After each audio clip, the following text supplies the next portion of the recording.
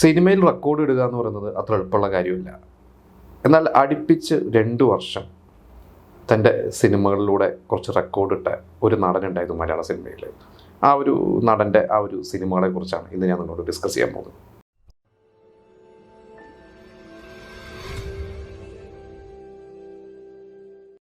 മലയാളത്തിലെ ആദ്യത്തെ action super star ആരെന്ന് ചോദിച്ചാൽ ഒറ്റ ഉത്തരവേ ഉള്ളൂ, അത് നമ്മുടെ അനശ്വര നടൻ ജയൻ തന്നെയാണ്. അദ്ദേഹം വളരെ വൈകി, അതായത് അത്യാവശ്യം കുറച്ച് പ്രായമായ ശേഷമാണ് അദ്ദേഹം സിനിമയിൽ വരുന്നത്. ഒരു 30 വയസ്സിന് ശേഷമൊക്കെയാണ് അദ്ദേഹം സിനിമയിൽ വരുന്നത്. അദ്ദേഹം ചെറിയ വേഷങ്ങളുടെയും സഹനടൻ വേഷങ്ങളുടെയും വില്ലൻ വേഷങ്ങളിലൂടെയൊക്കെ വന്ന് എന്താ പറയുക, വളരെ പെട്ടെന്ന് നായകനായി മലയാള സിനിമയിൽ ഒരു മുൻനിരയിൽ തന്നെ എത്തിയ ഒരു വ്യക്തിയായിരുന്നു. അങ്ങനെ അദ്ദേഹത്തിൻ്റെ ആദ്യത്തെ ഒരു ഭയങ്കര ഒരു ബ്ലോക്ക് ബസ്റ്ററായ ഒരു സിനിമ എന്ന് പറയുന്നത് ശരപ്പഞ്ചരം എന്ന് പറയുന്നൊരു സിനിമയാണ്. അത് അന്നത്തെ എല്ലാ റെക്കോർഡുകളെയും വെട്ടിച്ച ഒരു സിനിമ തന്നെയായിരുന്നു. അത് കഴിഞ്ഞ ശേഷം 80 എന്ന് പറയുന്ന ഒരു വർഷം അദ്ദേഹത്തിൻ്റെ ജീവിതത്തിലെ ഏറ്റവും പ്രധാനപ്പെട്ട ഒരു വർഷം തന്നെയാണ്. അത് അദ്ദേഹം മരണപ്പെട്ടതും ആ വർഷം തന്നെയാണ്. അദ്ദേഹത്തിന് ഏറ്റവും വലിയ ഹിറ്റുകൾ കിട്ടിയതും ആ വർഷമാണ്. അപ്പോൾ 80 എന്ന് പറയുന്ന ഒരു വർഷം, ആ ഒരു വിഷു സീസണിൽ ഇറങ്ങിയ ഒരു സിനിമ അങ്ങാടി.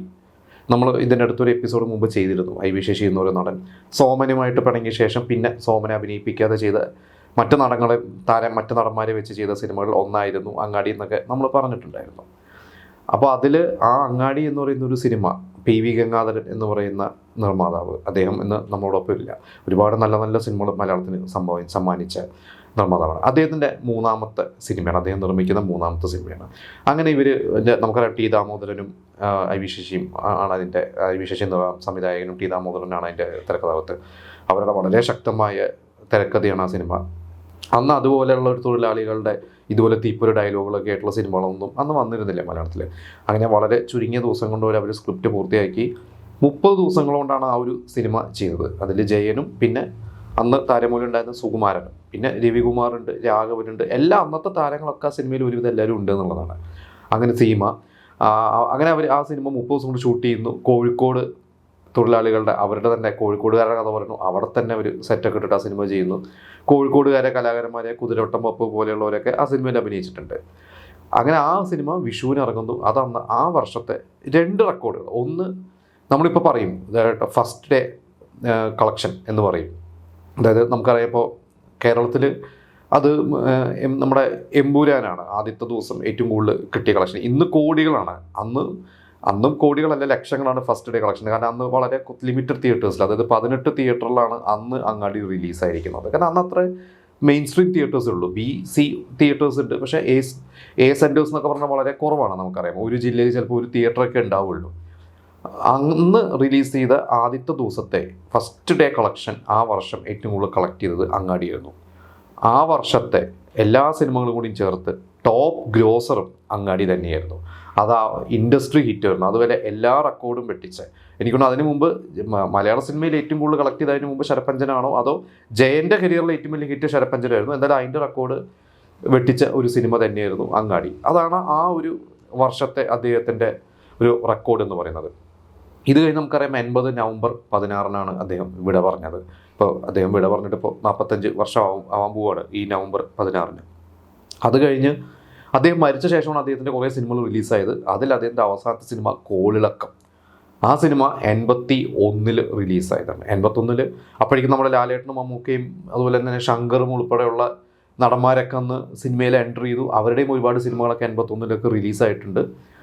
പക്ഷേ നമ്മളെ വിട്ടുപോയ ജയനോടുള്ള സ്നേഹവും ജയൻ്റെ അവസാനത്തെ സിനിമ എന്നുള്ള ആ ഒരു ഇതൊക്കെ ആയിരിക്കും ആളുകൾക്ക്. എന്തായാലും ആളുകൾ ആ സിനിമ തിയേറ്ററിൽ പോയി കണ്ട്, എല്ലാവരും പോയി കണ്ടു. റിപ്പീറ്റ് ഓഡിയൻസ് ഉണ്ടായിരുന്നു സിനിമയ്ക്ക്. ആ സിനിമ ആ വർഷത്തെ ഏറ്റവും കൂടുതൽ കളക്ട് ചെയ്ത സിനിമയായിട്ട് മാറി. എനിക്ക് തോന്നുന്നു ആ വർഷത്തെ ഫസ്റ്റ് ഡേ കളക്ഷനും കോളിളക്കം തന്നെയായിരുന്നു. അങ്ങനെ അടുപ്പിച്ച് 2 വർഷം ജയന്, ശരിക്കും പറഞ്ഞാൽ എനിക്ക് ജയൻ ഒരു ടോപ്പ് ഹീറോ, അതായത് ശരിക്കുള്ളൊരു സൂപ്പർ സ്റ്റാർ ആയിട്ട് ഇനി ജയനെ പിടിച്ചാൽ കിട്ടില്ല എന്നുള്ള രീതിയിലോട്ട് ജയൻ എത്തിപ്പെട്ടത് 80 എന്ന് പറയുന്ന ഒരു വർഷമായിരുന്നു. പക്ഷേ ആ 81 അത് ഈ റെക്കോർഡിൽ അദ്ദേഹം മരിച്ച ശേഷമാണ് ആ ഒരു റെക്കോർഡ് എന്താ പറയുക അദ്ദേഹത്തിൻ്റെ പേരിൽ വന്നത്. പക്ഷേ അദ്ദേഹം ജീവിച്ചിരുന്നെങ്കിൽ ചിലപ്പോൾ ഇനിയും എത്രയോ റെക്കോർഡുകൾ സൃഷ്ടിക്കേണ്ട ഒരു നടൻ തന്നെയായിരുന്നു. അപ്പോൾ അദ്ദേഹത്തിനെ കുറിച്ചും ജയനെ കുറിച്ചും നമ്മളും ഇതിനു മുമ്പ് പല സെഗ്മെൻറ്റിൽ പല രീതിയിൽ നമ്മൾ പരാമർശിച്ച് പോയിട്ടുണ്ട്. ജയൻ എന്ന് പറഞ്ഞ നടനെ കുറിച്ച് പറയാനായിട്ടുണ്ട് ഒരുപാട് സിനിമകളുണ്ട്, ഒരുപാട് അദ്ദേഹം പിന്നിട്ട വഴികളൊക്കെ ഉണ്ട്. അത് നമുക്ക് മറ്റൊരു അവസരത്തിൽ നമുക്ക് ഡിസ്കസ് ചെയ്യാം. എന്തായാലും ഇപ്പോൾ ഈ കോളിളക്കവും അങ്ങാടിയും എന്ന് പറയുന്ന ഒരു സിനിമയൊക്കെ ഇത് നിങ്ങൾ കണ്ടിട്ടുണ്ടാവും. എന്തായാലും ഇതിൽ നിങ്ങളുടെ ഫേവറേറ്റ് പടം ഇതിൽ ഏതാണ് എന്നുള്ളത് പറയാം. പിന്നെ കോളിളക്കം ശരിക്കും 65 ഇറങ്ങിയ ഒരു ഹിന്ദി സിനിമയുടെ റീമേക്കാണ്. ആ ഒരു ഹിന്ദി സിനിമ വക്ത് എന്നായിരുന്ന സിനിമ, ആ ഒരു സിനിമയാണ് അന്ന് ഹിന്ദി സിനിമയിൽ ഈ ചേട്ടനനിയന്മാർ ചെറുപ്പത്തിൽ പിരിയുന്നതും പിന്നീട് അവർ ഒന്നിക്കുന്നതൊക്കെ ആയിട്ടുള്ള ആ ഒരു ട്രെൻഡ് പിന്നീട് 80s ഒക്കെ കുറേ 90s കുറേ സിനിമകളൊക്കെ അങ്ങനെ വന്നിട്ടുണ്ട്. 80s കൂടുതൽ നമ്മൾ തമിഴിലും മലയാളത്തിലും കണ്ടിരിക്കുന്നത്. മലയാളത്തിൽ എന്ന് വെച്ചാൽ ഇതിൻ്റെയൊക്കെ റീമേക്സ് ഒക്കെ കുറേ വന്നിട്ടുണ്ട്.